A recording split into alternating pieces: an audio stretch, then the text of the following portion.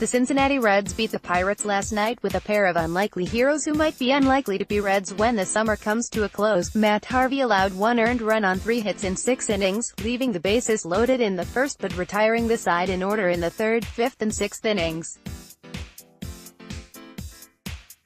Meanwhile, Scooter Gennett hit a grand slam while driving in 6 runs. Reds improved to 3-0 in Matt Harvey's starts, beat Pirates in opener of 3-game series. https://t.co/USBVkel5 Lee 7. David Yablonski, at David Yablonski, May 23, 2018. Shrewd pickups last season and this season, respectively. Harvey and Gennett could become fan favorites. Everyone loves an underdog story, right? But it is more likely they will offer management a couple of mulligans after botching most of the trades that were part of dismantling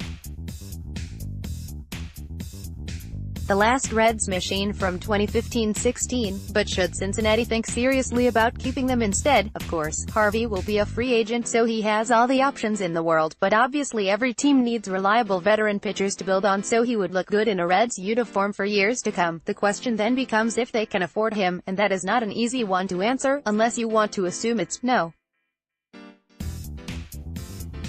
He's talented and experienced, but his struggles still being pretty recent could depress his value at least a bit and keep the Reds in it. Gennett has been a crucial piece of the offense since early last year, and he is still a year away from free agency. His being a Cincinnati native adds a potential layer of awesome to the story, but that can't blind the team to doing what it needs to in building for the future, especially since the team's top prospect also plays his current position, while Harvey is, or at least has been, the type of frontline starter you want to take into the postseason wars. Gennett might be best suited as a frequently used utility guy on a postseason team. That means both might be more valuable to other teams, especially in the short term, but then again it offers the Reds an opportunity to send the restless fan base a message about wanting to win, if they are going to start spending money at the major league level again at some point soon. As team president Dick Williams promised before the season, here are a couple of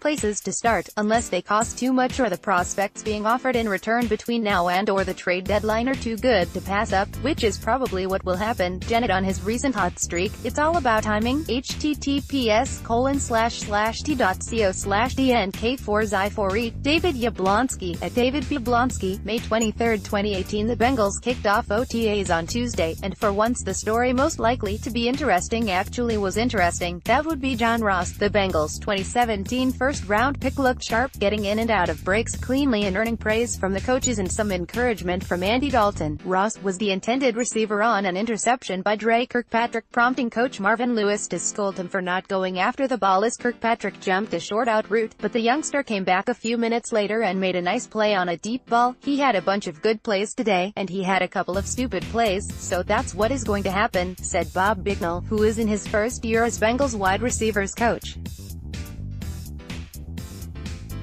I'm glad he does.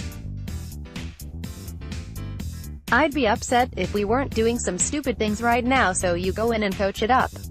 Of course, days like Tuesday, no pads, are set up for Ross to succeed since his greatest assets are his speed and quickness, but almost literally anything is better than last year. No longer playing catch-up. John Ross impressive at first OTA practice. As Lewis reminded us after practice, Ross couldn't even do weight training for much of last year as he recovered from shoulder surgery, so this really was a new guy we were seeing. The Ohio Riverfront was again the site of football Monday when the Bengals began 2018 OTAs outside Paul Brown Stadium in Cincinnati.